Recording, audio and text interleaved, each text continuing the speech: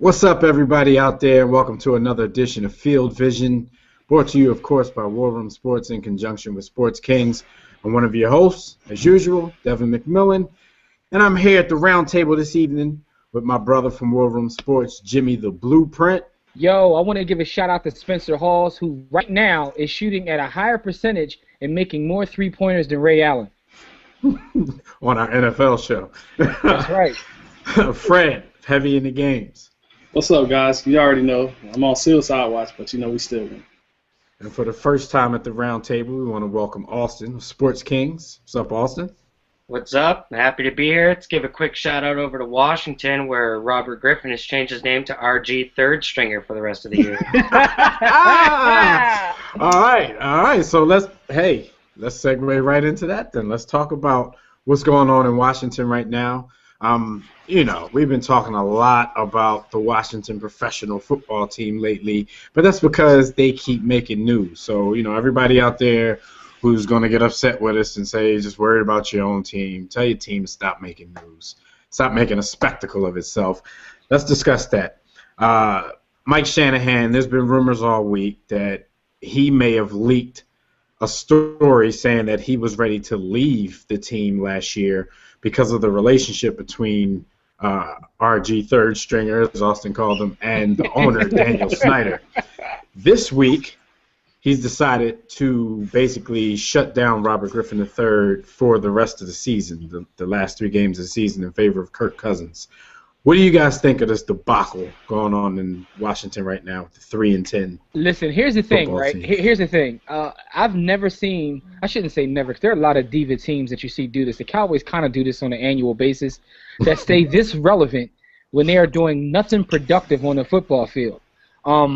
With that being said, I'm now rooting for the Redskins to win every game from here on out, the last 3 games. I want to see Kirk Cousins go in and put up Dan Marino numbers just to keep the drama going. I mean, for no other reason but to keep the drama going, to start the quarterback controversy. Mike Shanahan, listen, nice to know you as the Redskins coach, but I think he's on his way out. Something has to be done. It's sort of like, look, it's either me or him. It's one of those situations. They're both not going to be there together again. I can't see that happening.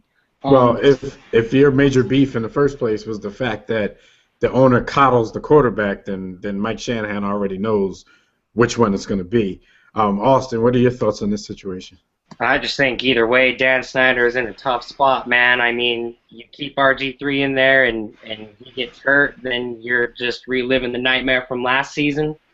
If you take him out and Kirk Cousins kills it, like we all think he may, then Shanahan just proves that he can do it with his guy because he's not even a huge fan of RG3 in the first place.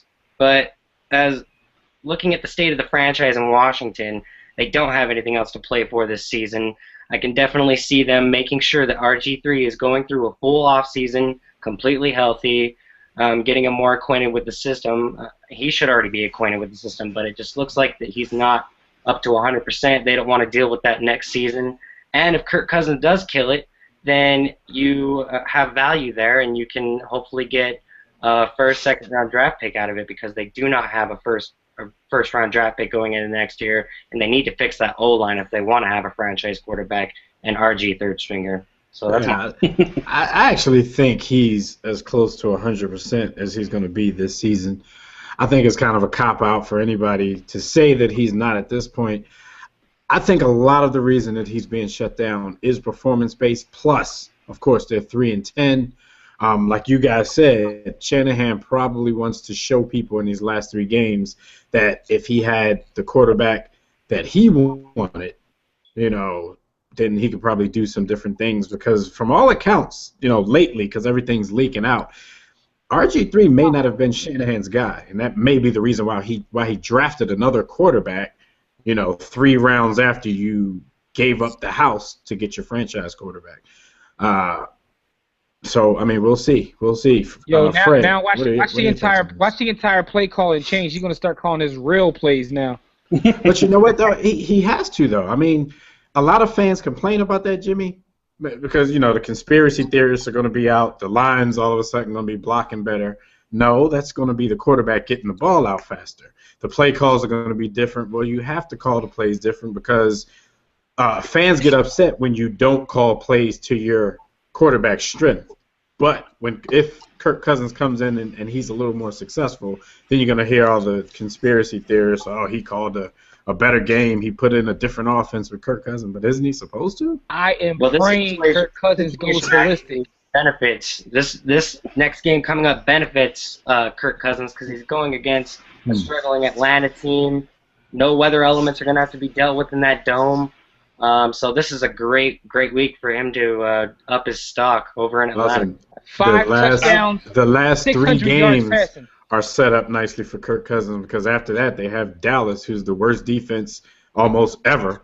They're on pace to be the second worst defense of all, second worst pass defense. Two years ago, I was a big fan of Kirk Cousins coming out of Michigan State, and I was really the advocate of saying you may see Kirk Cousins as the starter later on down the road in RG3 not being the starter. Well, we have overrated quarterback, gone, check. Overrated coach that says he's a QB guru, gone after this year, check. Real quarterback in the game that can actually throw the football at every level. The depth, he can not only throw the deep ball, he can read the field, the whole field, and also can check it down. Check, and more check. Shots fired. So what you trying to say, Fred? What you trying to say? But no, I get it. But like we said, it does set up nicely for Kirk Cousins. Whether he has a chance of being the quarterback in the future, which I doubt, or if they're just using for trade bait, he has the Falcons, the Cowboys, and the Giants. So he could go out there and actually have 3 field days. So we'll see how that goes. And by the way, I just want to say, hopefully RG3 gets it all together. I'm not rooting against him, but, these Redskins fans are out of control. They make you hate everything about their team. So, with that being said, I want this whole thing just to continue to just be terrible. I want Kirk Cousins to go crazy. I want 5 touchdowns. I want 600 yards passing. Listen, this is what I need. I want him to save that for next week against the Cowboys. The one thing Eagles fans, I'm actually going to need the Redskins for once in my life. So, I'm going to root for them next week. Nick Foles did it in Philly, man. There's no reason why Kirk Cousins can't do it for Washington this year. the one thing other than he doesn't have Shady and Deshaun Jackson. I mean, that might be an issue, but well, you got Alfred Mazda 626 Morris. Yeah. The one thing they went away from the Alfred plan, and now they're on something totally different this year. But here's when the real plays come out there. Go ahead, Fred. The one thing I have to note is when you see Kirk Cousins come on the field, whether it was last year, the preseason, or this year coming up in these next couple of games, Kirk Cousins looks like he just hasn't missed him. He's never not started this year. He looks like the starter. He looks the part, and he also plays the part coming off the bench cold. I mean, really going back to the playoffs and really the Baltimore game last year, he just looked comfortable in that West Coast offense, which he coincidentally ran in college at Michigan State under Mark D'Antonio. Maybe that has something to do with it. Just saying. We'll see, because that was only a couple games. Kirk Cousins might come out and it's a small sample flat size. On his face. Yeah, he can fall flat on his face, and then RG3 will be smiling secretly. Let's stay in that division. Let's talk about the actual playoff race going on in the NFC East between the Dallas Cowboys and the Philadelphia Eagles. Dallas just got trashed on Monday night by Chicago, and their defense, like we said earlier, is on track to be the second worst pass defense in history. And that record was just set last year by the New Orleans Saints. Jerry Jones, he did what he usually does. He gave his vote of confidence to Monty Kiffin. How do you guys see this race playing out between these two teams? They do have to do battle against each other the last week of the season, so it's still at a point right now where each team, quote unquote, controls its own destiny, even though Dallas is a game behind. If they can win out, then they still get the spot. If the Eagles win out, they get the spot. What are your thoughts? I'm scoping out your backdrop there, and it looks like it's December to me. And over at Dallas, that didn't bode well for the Cowboys. I mean, we used to put it all on Romo. Clearly, it's not Romo's fault. He's having a pretty good season. It's that defense, and if they can't get that together and get out of the month of December, it's not looking good for Dallas. The defense absolutely stinks. Like the one thing about Monty Kiffin is even if you go back to the way the rules have gone, the cover 2 defense has found there's only one team that really runs it well. That's the Bears, and everyone else, no one else has the players to run it. And with the rules, the way receivers can't be touched, you can't touch quarterbacks. That defense is really almost going the way of the fullback. It's a dinosaur. You have to really be more of an attacking, blitzing defense and get a lot of pressure on the quarterbacks. You can't just sit there and let teams just run down the field on you. Ask the Miami Hurricanes. I know it's college football, but they are one of the worst defenses in college football, and they run the same defense. And the Cowboys are doing the same thing. Yeah, Fred said it all. I mean, I was thinking the same thing, the cover 2. And even with the Bears at times, it doesn't work. And, like you said, they're the ones that run it the best in the league. But even with the Bears at times, they struggle. So the rules have changed, and you have to, keep up with that. And, Monty Kiffin is 178 years old, and he's not changing anytime soon. So it is what it is. I don't even think the Bears... Cowboys always find a way to lose. And now it's not even Romo's fault. So now the defense stinks. I didn't even think the Bears were that great on defense the other night. But, it helps when the other team... Well, it helps when you don't have to punt the whole game. Exactly. And there's been, 3 games this season where a team's punter didn't have to come out onto the field, and Dallas were in 2 of those games. That's sad. That's very sad right there. So the way I see it, and you guys know I'm not the most optimistic of Eagles fans, but it kind of seems like the division may be shaking its way out. The Eagles could be in for a bit of a trap game against Minnesota this week. It seems like Adrian Peterson is chomping at the bit to play, even though he's injured. I think it shakes out in the Eagles' favor, but they did just put Nick Foles on the cover of Sports Illustrated, so anything can happen. Well, that's a loss. That's a loss. I just think too hot right now. Exception game coming up. Just had record numbers in the snow. I just don't see the Eagles letting it go. They're hot. They're going to continue their streak. Great opportunity against Minnesota. And I think Minnesota allows the 6th most rushing yards or fantasy points or something like that to opposing running backs. Perfect conditions for Shady McCoy to tear it up. In the dome. When you're letting the Ravens score at will on you at any point, whether it's on the special teams, whether it's or on defense, that's a problem, especially when you let there's 3 touchdowns scored in about 2 minutes. That's a problem for a team that scores like that every 2 minutes, in an Eagles team that runs the ball. The Ravens are like the Raiders from the 80s, from the 70s and 80s. They just throw the deep ball every 2 plays. They just chuck it. Yeah. All right, well, there's another intriguing race going on in the NFC North. Now, you have all 3 teams are separated, I believe, by half a game. The Packers, the Lions are leading, and then you have the Chicago Bears and the Green Bay Packers. The Chicago Bears have gone to battle for the last month or so with their backup quarterback, Josh McCown, but he's playing like a starter. Now, you can't say the same thing for Green Bay. They've been struggling. They got a win that they needed against Atlanta.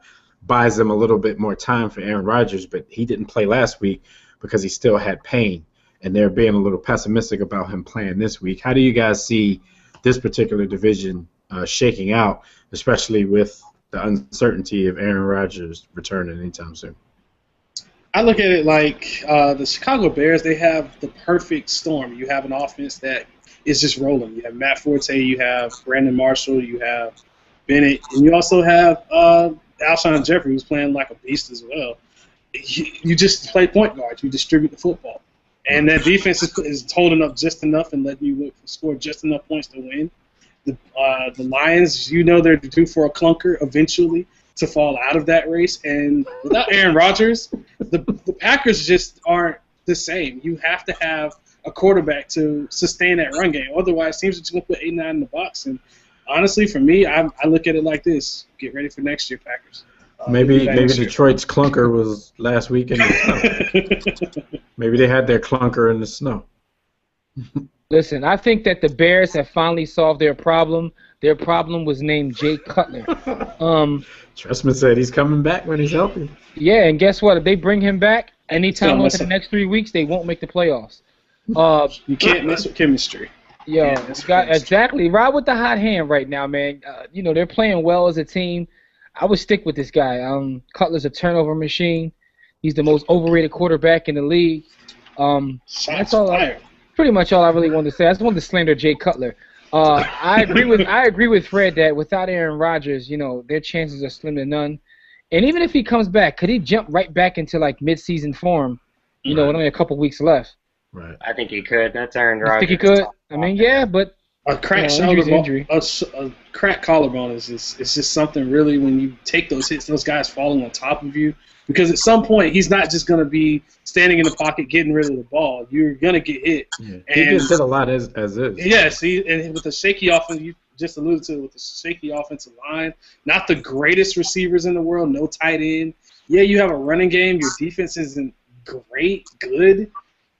And really going up against bad teams in the NFC, because the NFC is just – they're actually Well, Fred, with all that being said, if he plays this week, he'll be playing against the Dallas Cowboys and that defense that we just talked about. Very so rush him back. Rush him back. They can get your confidence up real fast. Oh, yes. Austin, what are your thoughts on how the North will shake out? Well, as far as the Packers go, they got to play kind of like the Kansas City Chiefs offense does. Protect the ball, don't make any big gambles, and let the running game go through Eddie Lacy. Especially with that Dallas defense, it's got to be him. Sensational rookie. He's having a great year. He's their best viable option to score points. And you want to talk about Jordan Nelson, but you need a quarterback to get the ball to him. It's all in the running game here, and then they just got to hold off the offense. And both defenses are terrible, so we might actually see a lot of points go down in this game. Right.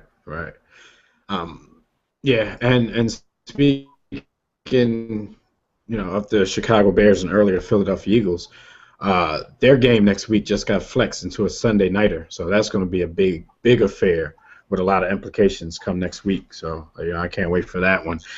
Let's talk about the Patriots. We got two Patriots fans on the panel. Again, they lost Big Gronk. He's out with an ACL and an MCL. Tom Brady's had to do, a lot this season without him. So do you guys see Gronk's absence now having a great impact on the team? Or is it just going to be, the Patriots are the epitome of the whole, quote, next man up. Is it, are they going to keep rolling, or is this going to hurt them? Well, I feel this team really did. The points came when Gronk came. Also, the bad teams came when Gronk came. With the Patriots, they also do employ that next man up mentality. But when you have an X factor like Gronk, a 6'6", 260-pound guy who can go up in the end zone and go get anything you want, you can have the short pass, the deep ball, whatever it is. He changes the game. You don't have any of those. Granted, the receivers have grown up a bit, but Gronk is going to make a big difference. And I think losing him may be the reason a possible Super Bowl berth may be not possible. Wow. I know y'all want to, like I said, get in that game because it might be snow. We get a couple tuck rules. We wipe off for the field goal. You guys be right at home. Shots fired. Austin, what are your thoughts on your Patriots? I've always been a little bit worried about our run defense, that we can just let any running back come in there and dominate. That worries me. The offense, we started out the year without Rob Gronkowski, and we did have some pretty terrible teams come in when he was gone at the beginning of the season. I think we were like 5-1 to start without him, which is great, but you got to look at who we're playing. But the NFL does like to put division games at the end of the season, and I feel comfortable about the Patriots getting a win from anyone in the AFC East. Mm-hmm. So you just got to keep on throwing it to your little Welker clone Edelman. Keep getting those Woodhead clone Vereen shots in there. He dominated through the air last week, so I think we'll be all right. As far as making a deep run in the playoffs, not too sure about that. We really need Gronk. I think also having Stephen Brittley on the sidelines is going to completely change now, because you're going to have him. Belichick, he wants to be a disciplinarian, and he wants you to do everything his way. You got to hold on to the football, yes, but you can't bench your best player, especially right now, because outside of Tom Brady, who else do you really have that is a game changer Well, you can't have the turnovers either, especially down the stretch. Turnovers will cost you the game, and yes, it's a catch-22. And that's what he does. Turnovers are a game changer. Literally.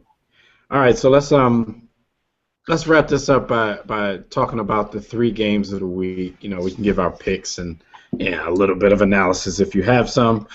We talked a little bit about this one already. The Green Bay Packers visit the Dallas Cowboys. This game has definitely has playoff implications. Fred, who are you going with in this one? I'm going with the Packers. I just don't really like what I see from this Dallas Cowboys defense. I believe in this running game from the Packers. I just don't. I know Tony Romo can do it. I know Des Bryant can do it. I know Jason Witten can do it. I just don't know if Monty Kiffin's defense can. And yes, you have Matt Flynn who can't hit the backside of a barn and obviously can't see the barn either. But when you have Eddie Lacy in that backfield, and also you have a defense that can limit a team like the Cowboys, if you take away that one receiver in Des Bryant, I think they can come out with the squeaker in the end, especially with Mason Crosby as a kicker. I agree with your assessment, of course, of the Dallas Cowboys defense, but I'm going to have to go with the Cowboys on this one simply because they haven't said that Aaron Rodgers is going to play yet.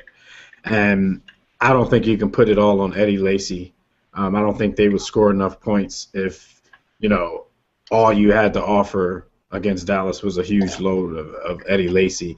I think the Cowboys can score too many points to offset that. So I'm going to go with the Cowboys in this one. Austin, who you got? I'm leaving it down to the running game.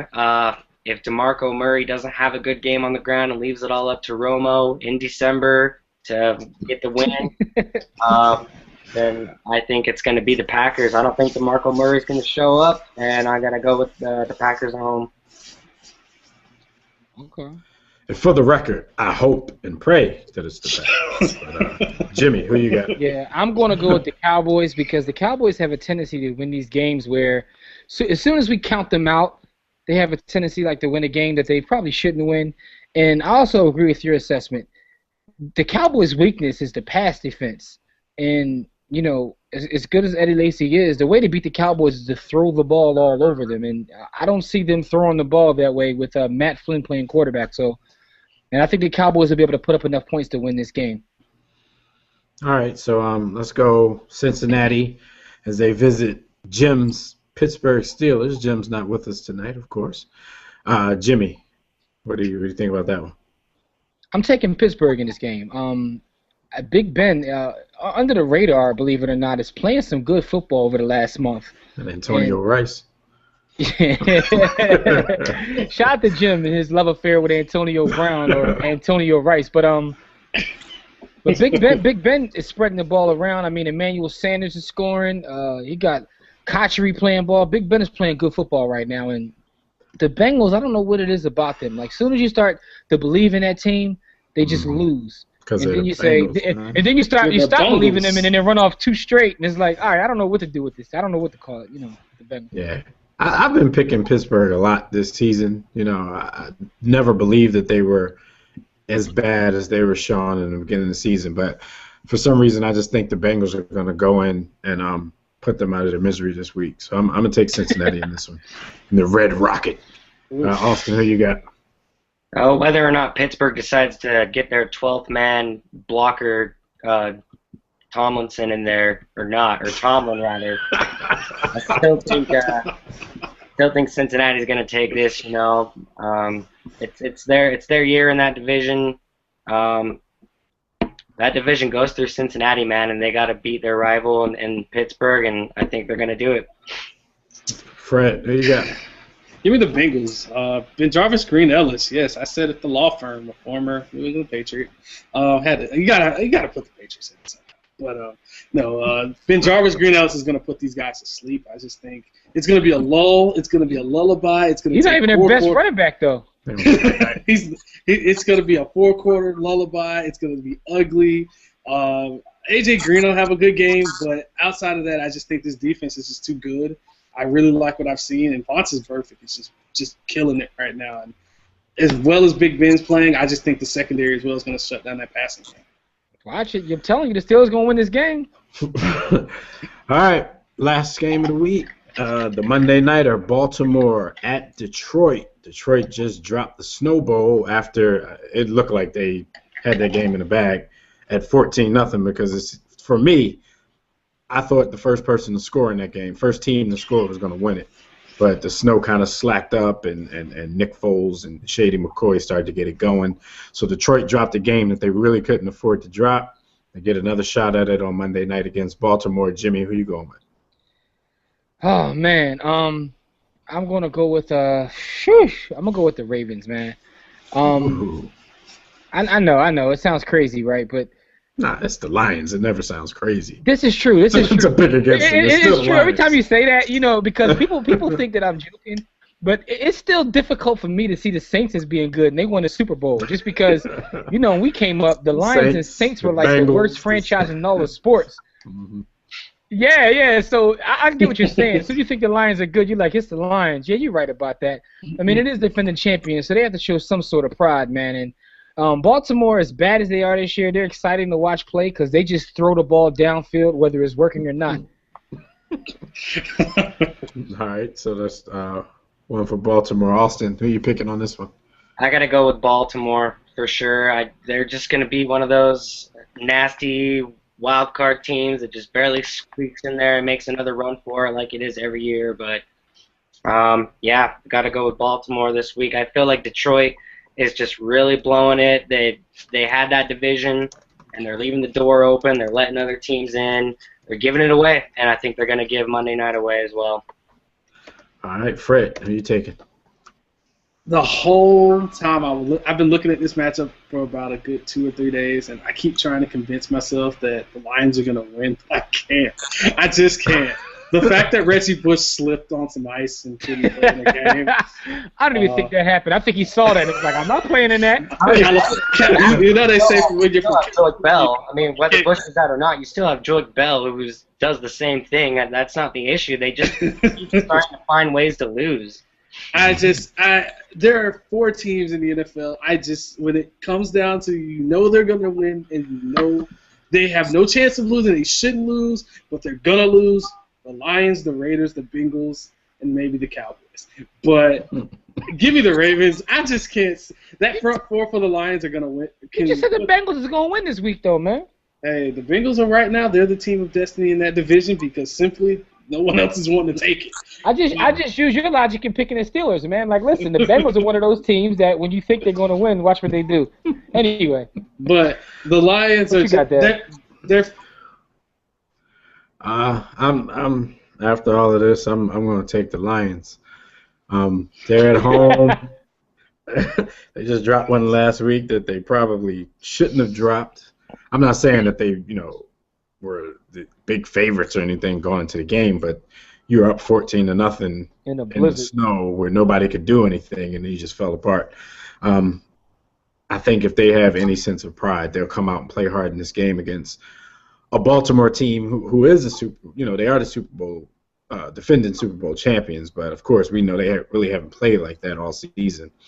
Baltimore does kind of get it together when they're desperate, but I'm going to go with the Lions with this one. They're going to be back in their cushy confines of their dome stadium, and I think Calvin Johnson and Matt Stafford will have a big game.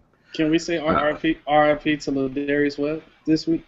You said if the Lions have any pride. I see what you did there. Lions pride. See like that? I caught that. Other people out there not gonna catch that. But all right. So this has been another episode of Field Vision.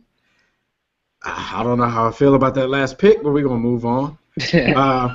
Like we always tell you guys, make sure you leave a comment on the video. Tell us, give us your answer to everything that we talked about. What are your thoughts on the debacle in Washington right now? Who do you think will win the race in the NFC East between the Cowboys and the Eagles? Who's going to win that 3-team race in the NFC North? Because let's face it, out of both of these divisions, you're probably going to get one playoff participant. And then let us know how you feel about the Patriots moving forward without the big tight end, Rob Gronkowski. And let us know your thoughts on the games of the week: Green Bay, Dallas, Cincinnati, Pittsburgh, and Baltimore at Detroit. We will see you guys, of course, next week. Make sure you check out sports-kings.com, heavyinthegames.com, and warroomsports.com to get all of your sports for the week. Any last thoughts before we sign off? Any shout-outs? Oh, man. Go Patriots. No, man, I just want to say, matter of fact, I have one thing to say, yo. I just want to point out that I do hate fantasy football. And this week is the reason why. Listen, I literally have to root against my own team. I'm in the playoffs, and the guy I'm playing has Peyton Manning. The football gods don't like me, yo. Well, Jimmy, I hate it. I hate it too. I only play in one league.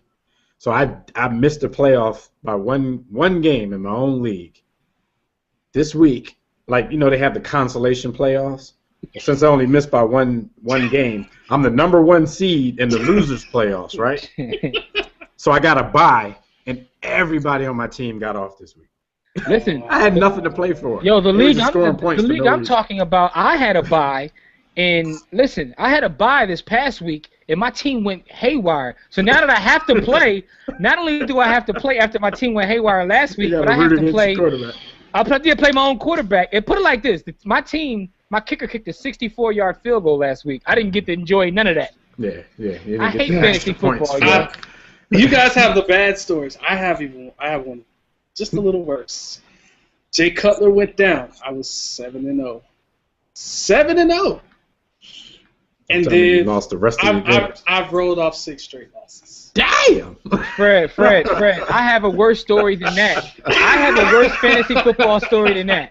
Listen to this one, championship game story. I lost the championship when Brian Westbrook fell down instead of running in the end zone. Remember that game? Remember that game where he decided to slide down and run the clock out instead of running in the end zone? That's not the only championship Jimmy's lost like that. I didn't bring up that one, Dev. And then leave with Dev. I lost the championship last year. Last year when who was it? It was Vernon Davis. Vernon Davis. Had to make one catch. Man. He had to make one catch for me to win the championship. He caught the ball, got hit, dropped the ball, and gets knocked out of the game, and that's it. Frank Gore has 1 rushing touchdown in the last. So put it like this. He's my starting running back. I know we're ending the show, Dev, but I had to get that out there, man. I hate fantasy football. I have a love-hate relationship with it. The message in the last 3 minutes of our conversation was hashtag I hate fantasy football. Make sure you look for that on Twitter because it's a thing, and we started it. So we'll see you guys next week. Like we said, it's been another edition of Field Vision. This is football, not basketball. This is another edition of Field Vision. And like we always tell you, don't accept mediocrity and be steadfast in the war against ignorance. We'll see you chumps on top. Hey. Kuwait is the war room with 5 nights at the round table, 5 Philly guys diversified and educated.